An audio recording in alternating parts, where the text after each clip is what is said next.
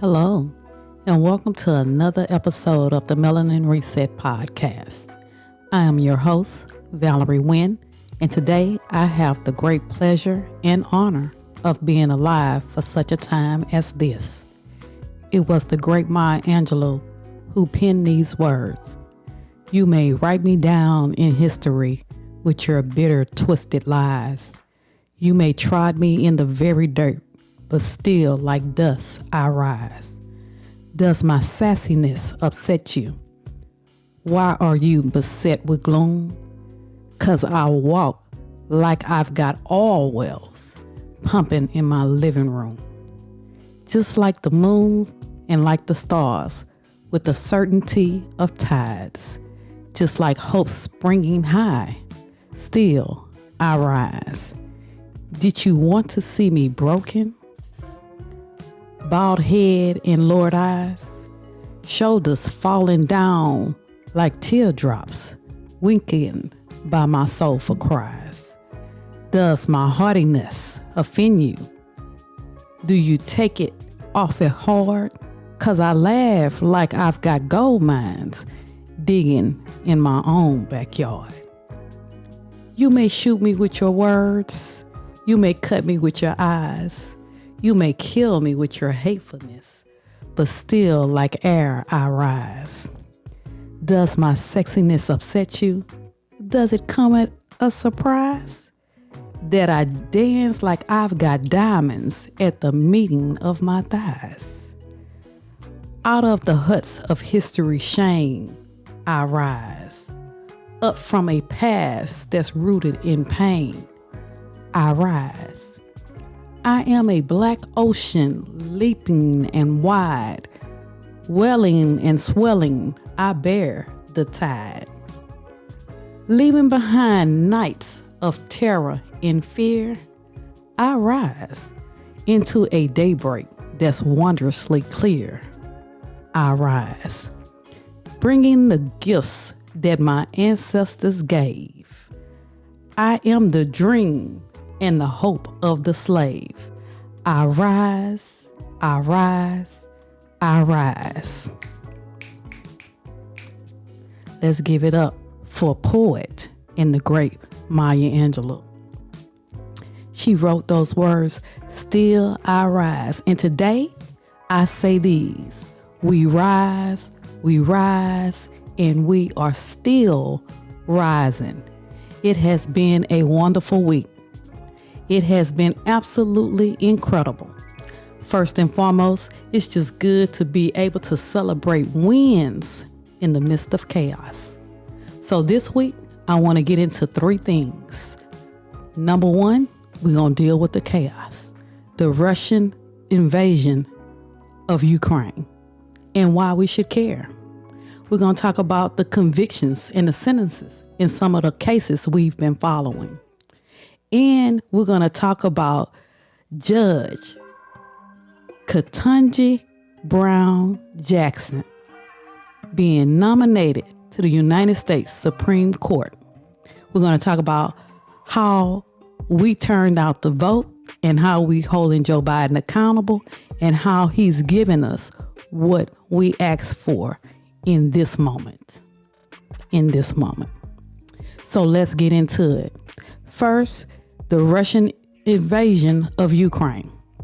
I don't want to get into the logistics of why Putin decided to invade Ukraine, other than it's been an abusive relationship since the breakup 31 years ago.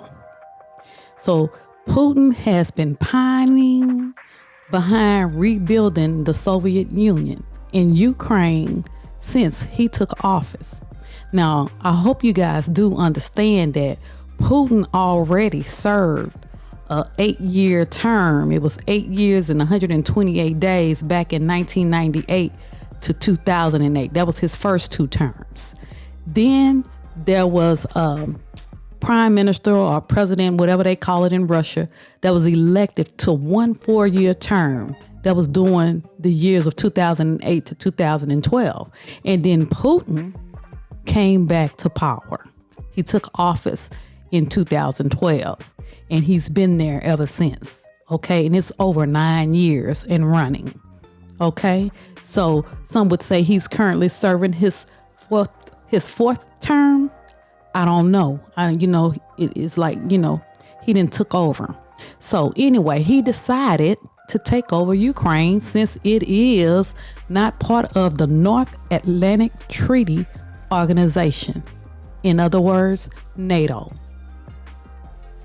NATO, for the record, is a intergovernmental military alliance between 28 European countries and 2 North American countries. North American countries are us, America, and Canada. So Putin feels like Ukraine is an illegitimate country because it hasn't taken an alliance with anyone. So therefore, Putin says Ukraine still belongs to Russia. And so he has starting to go in there to take hold of it. If Ukraine would have stayed pro-Putin, this probably wouldn't be happening. But it's like as soon as someone bucks against him, then we have this situation, or they have this situation. And America and other countries are dealing with the fallout. Okay? Because we are part of the alliance, so we have to do our part. Okay? So we shall see how this turned out. But why should we care? I'll give you 3 reasons. Number 1 is our troops. And it's more black and brown people serving in the military. Okay? So it'll be them who are going to the region. They're being sent to that region to hold the NATO alliance. Those lines, those countries who are part of the alliance with NATO. Okay? They're not going into Ukraine. Biden has made that crystal clear. Now, within the coming weeks, things could change. But right now, there will not be any boots on the ground from America in Ukraine. Okay? So that's the first reason our troops are going there. Number 2, our tax dollars are being spent when America is fighting around the world. It is our tax dollars that fund these battles. Okay? And number 3, it's our representation abroad that affects the way that human rights are viewed around the world. So we are influencers as a country. Okay?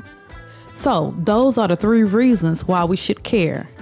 And for now, we will probably start to feel some of the effects of it with our gasoline that we put in our cars. And if you like me, you probably holding your head because my car take premium gasoline. And I'm looking like, okay, all right. And we're probably going to feel it also with our energy bills initially.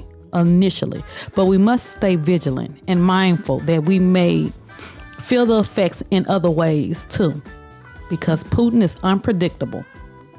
Russia is unpredictable. They love to pump disinformation and propaganda into the United States of America. Do y'all remember what happened with the 2016 election?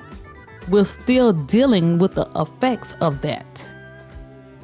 And I could tie it to this invasion, but we don't have time for that. That'll take too long. So we need to pay attention to the propaganda that's coming into our country, the disinformation campaign by means of social media, the internet, and Fox News. Because I don't know if y'all heard or not, but they've used clips from Tucker Carlson's show on Fox News, an interview with Trump, not Tucker Carlson, I think it was Laura Ingraham show. They used clips or sound bites of Trump praising Putin. So that's the situation that we are in. Okay. Nevertheless, our American intelligence has been on the job and it's been calling us spade a spade since day one. Okay. Since 2016. Okay. So we are where we are as a country. we have to do our part and stay vigilant. Okay? But understand, we are rising. So moving on to the cases, convictions, and the sentencing of this week. There's only two I want to touch on. Okay, the first one is the Kim Potter trial. This was the police officer or former police officer who was convicted for killing Dante Wright. Okay, the prosecution recommended 7.5 years to the judge. However, the judge took matters into her own hands and decided to give this woman 24 months or 2 years. 16 of those which she can serve in jail, and the other 8 she can serve at home. Okay? So 16 of which she will serve in jail, and the other 8 she'll be able to serve at home. They say with an ankle monitor. So we shall see how that turns out. But Keith Ellison, who is Minnesota's Attorney General, said he will not challenge the judge's decision. Remember last week I told y'all it's hard to convict a police officer. It's hard to get the wins. But I also keep saying there's been a shift. Okay? So we still are walking into that shift. Okay? So he's not going to challenge the judge's decision. It's hard to get a conviction of a police officer. And he has decided that this is a win, no matter how small, because it's a small win. Okay. The parents don't feel that way. And I'm sure his son, when he grows up, won't feel that way. Okay. But overall, looking at the bigger picture, it was a conviction. Okay. The judge in that case, though, she showed more compassion to Kim Potter than she did the family of the victim and the victim himself. So the question has been asked, who is this judge? Where did she come from? Was she elected into the bench to sit on the bench, or was she appointed? Well, the answer is her name is Judge Chu, Regina Chu. She was appointed by Governor and former wrestler Jesse Ventura in 2002. Now, evidently, it was a special election because judges in Minnesota serve 6-year terms and they have to be elected to sit on the bench. So she ran for office in 2004 and she won. Then she ran again in 2010 and she won. And again in 2016. Now, the funny thing about 2016, she ran unopposed. That means she didn't have an opponent. It was unopposed. And her current term, which is now, ends in 2023, which means either she's going to retire from the bench or she may run for re-election again. With that being said, here's the fact about Minnesota judges. Sitting judges in Minnesota who reach the age of 70 while in office are allowed to serve up until the last day of their birthday month. Right now, she's 68 years old. So I don't know if she will be seeking re-election. But this is information that you guys can use, people in Minnesota, to make an informed decision about your voting. Okay? While we feel that the sentencing was not just because of the judge, Kim Potter is going to serve time, and she was convicted. Okay? And it's a felony conviction. It'll follow her for the rest of her life. Then we also have to remember there is a civil trial that will go forth. And we know how those normally work. Okay, history has showed us what they try to do as far as with that. You know, the large payouts, the large settlements. But no amount of money can bring Deontay Wright back to his family. The real justice would have been him still being here with us. That's the real justice. He should have never lost his life. That's the real justice. Okay? And while I'm talking about real justice, let me talk about the next case. And that's the McMichaels and Mr. Bryant. Okay? A mother, Wanda Cooper Jones, Ahmaud Arbery's mother, fought for her son to the bitter end. The reason I say the bitter end is because the DOJ tried to give the McMichaels and Bryant a plea deal, despite Ahmaud's family being against that plea deal. His mother had a meeting with the DOJ prosecutors, told them how she felt, said she wanted a trial, told them her wishes. And they still showed up to the court and tried to plea bargain. Well, that judge listened to Miss Wanda and the family, and she rejected the plea bargain. Okay? Miss Wanda was not having it. The judge in this case rejected the prosecutor's plea deal, and the DOJ was forced to go to trial. And did some stuff come out? They did their jobs. Now, Ms. Wanda, Ahmaud's mother, said it wasn't that they wanted to do it. They were made to do their jobs. And they did it. And they did it with Black excellence. Because from what I understand, those sisters were Black. Okay, now they want to try to get away with a plea deal because past history, it is hard to convict white men for the death of a Black man. But it is a new day. And Miss Wanda understood that. She understood her relationship with God and what God had told her, what God had put in her spirit. Okay? And don't get me wrong, Miss Wanda called out those prosecutors. She called out their names. I'm not going to call out their names. Y'all go look on the internet and find out their names. But they are DOJ prosecutors. Okay? So, nevertheless, she called them out.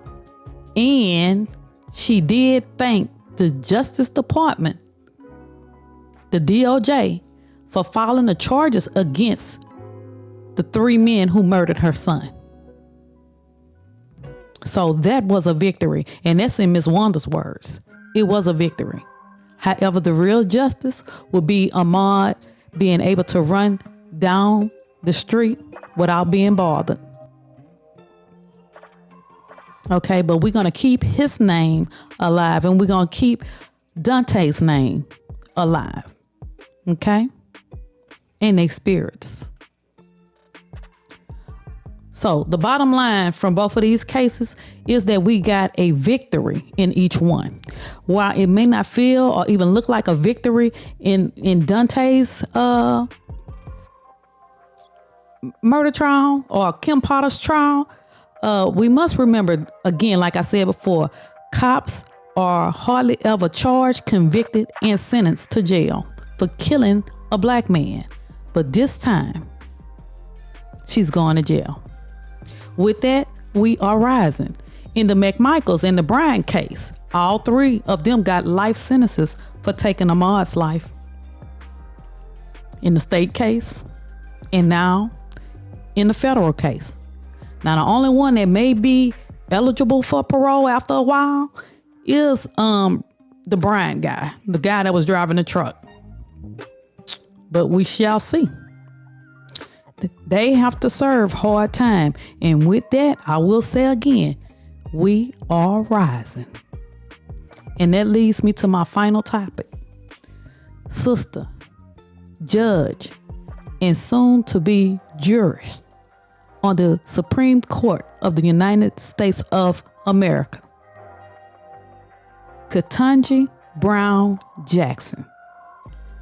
Ketanji Brown Jackson has made history today.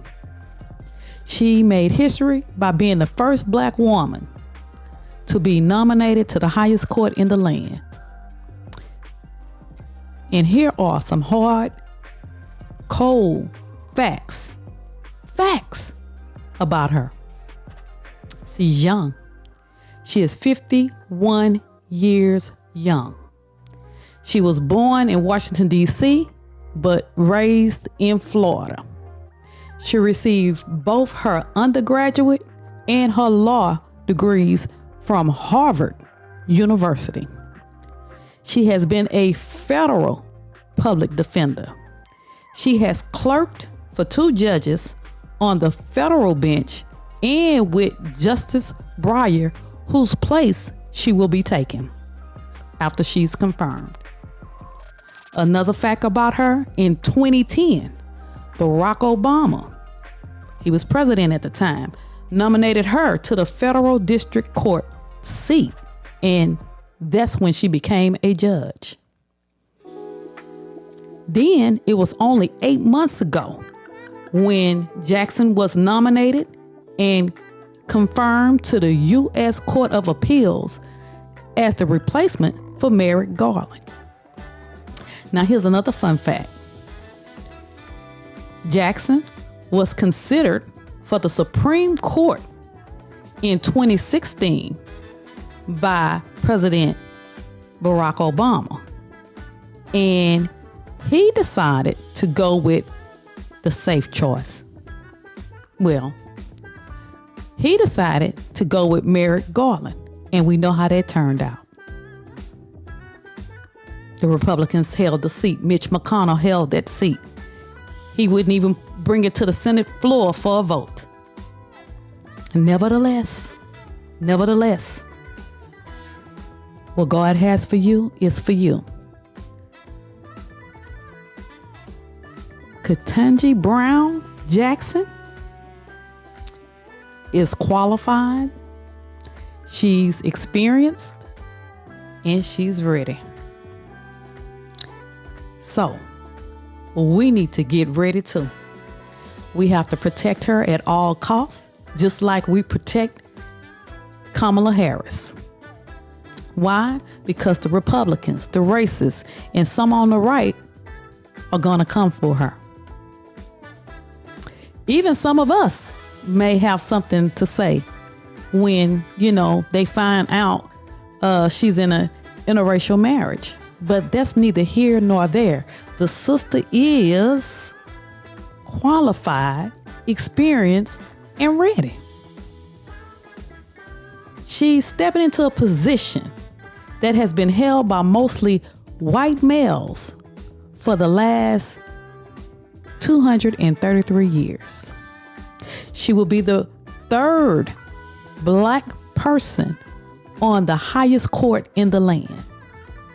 Thurgood Marshall was the first one, Clarence Thomas, and now her. Side note about Clarence Thomas, I told y'all all skin folk ain't kinfolk. I told y'all that in one of the other podcasts.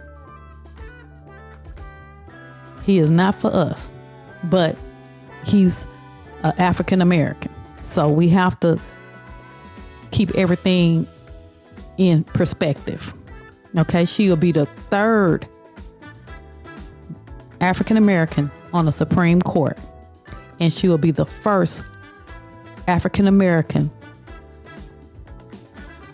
woman on the Supreme Court, or the first Black woman, Black America, on the Supreme Court. So, somebody say, we are rising.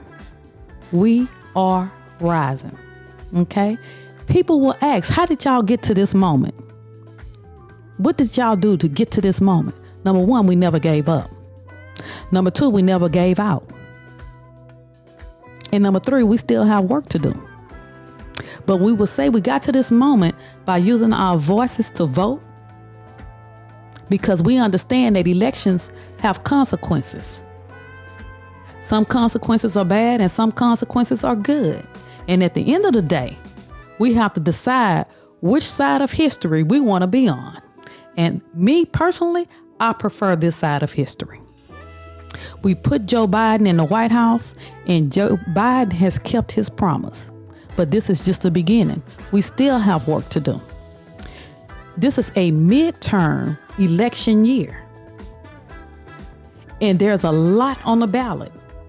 And we have to stay focused. Why? Because it affects our futures, and it affects the futures of generations to come. We have the primary and the midterm elections this year. In the state of Texas, where I'm from, the primary election is Tuesday, March 1st. So if you didn't make it to early voting, please make it to go vote on Tuesday, March 1st. Okay? Make sure your vote is counted. Your voice is heard.